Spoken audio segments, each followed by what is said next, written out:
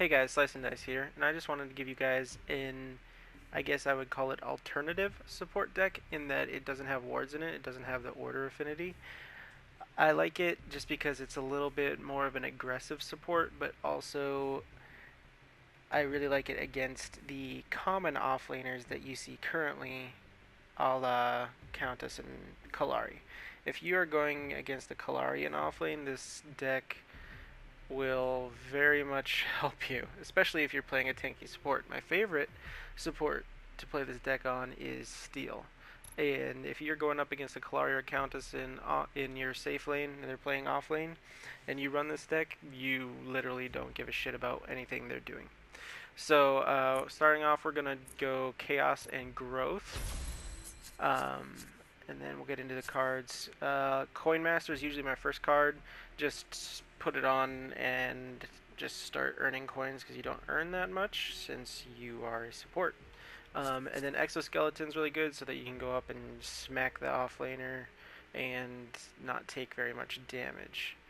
Um, and then Flame of Zekin because it's OP right now, just to help your carry take raptors and help secure OP if that time comes.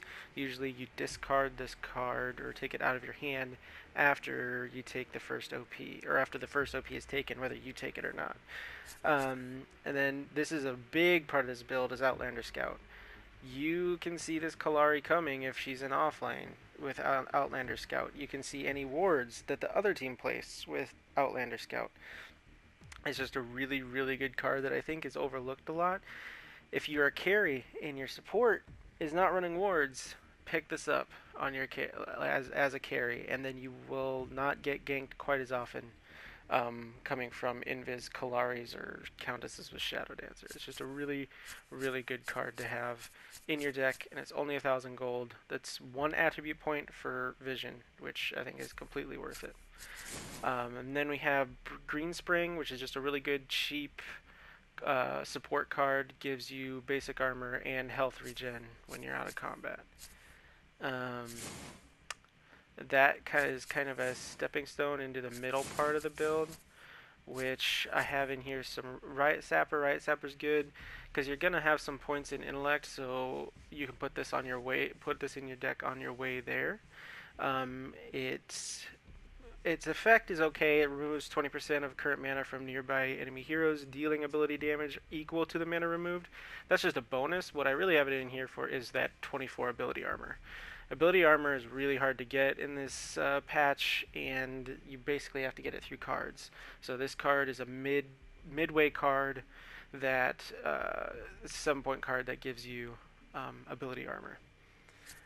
And then we have Sprikins. If you're playing a hero that doesn't have healing on it, like if you're not a phase or if you don't have like a healing aura or something, this card is really good. It gives you the mana regen, but also gives you the restoration link. You and target ally gains 60% of your missing health and mana over 10 seconds. So it just gives a bunch of health and mana regen to whoever you link to. Vital Waters gives you health and health regen, is very good, and it also increases all the healing effects cast and received by 15%. Really good card, stepping stone into the later build. Then we have this card, which is probably the most important card in the deck, one of the ones that probably be in your endgame build. I usually rush this card, especially if I'm playing against a Countess. Thorned Yomi gives you basic armor, which is nice. Gives you a little bit of power, but the biggest thing is counterattack returns 65% of the damage taken for 4 seconds. You still take all the damage that they give you, but you return 65% of that. So that means that 65% of the damage of that Countess ult goes back on her. So especially if you're Steel and you have a whole bunch of ability armor already due to his passive, she's not going to do that much to you, and she might do as much damage to herself as she does to you. Vengeful Mire, this is a great card. I really like running this card. Gives you health and basic armor again. And since you're a support, you're not building into the agility tree, so it's hard for you to get basic armor. So you might build a little bit into the agility tree, but you need like one card that gives you some more basic armor. Usually either Thorned Yomi or Vengeful Mire. I'll run in my final build. Also, the effect is really nice.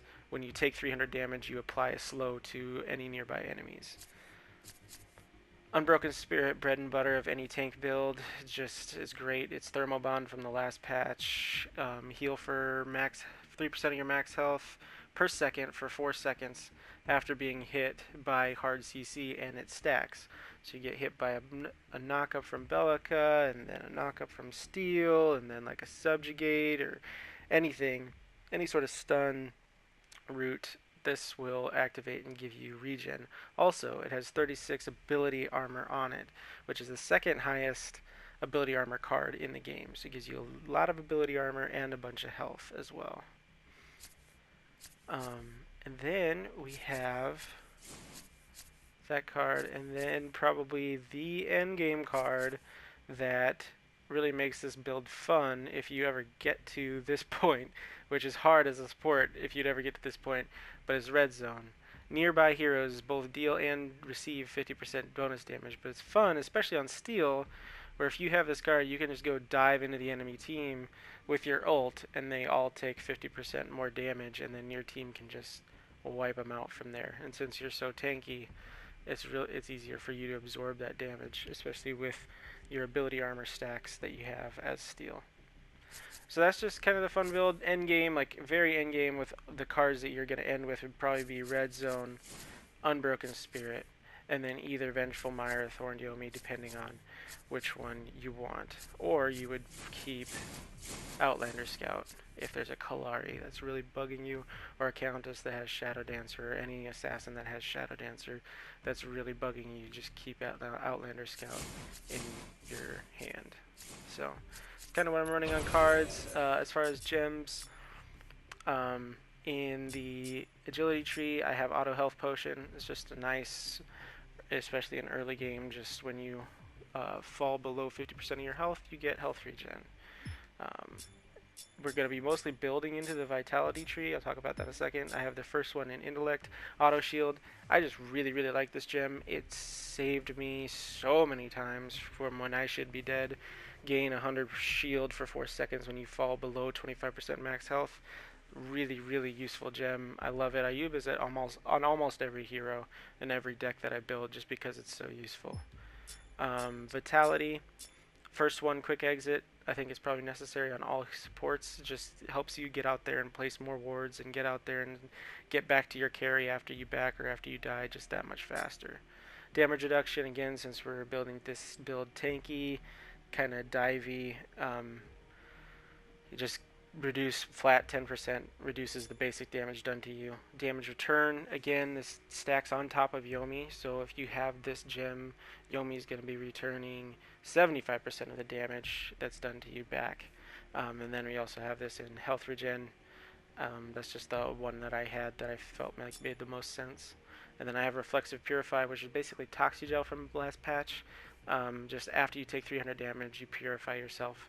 So if you get hit by any hard CC, normally that's going to be doing quite a bit of damage with a follow-up or whatever to that hard CC. It just purifies you, and then you can walk out of whatever hard CC that is hitting you. And then I have the ability armor one because that's what I had and made the most sense to me. So that's my build. Just kind of a more fun, hyper-aggressive sort of support, usually tanky, a tanky support. So maybe heroes like Muriel and Bellica and FaZe probably wouldn't benefit as much. This is probably more for support heroes like Steel, Richter maybe. Rampage is a hell of a lot of fun with this build as a support. And yeah, I hope you guys enjoyed, and leave a comment if you have any questions, and hope you guys have a great rest of your day.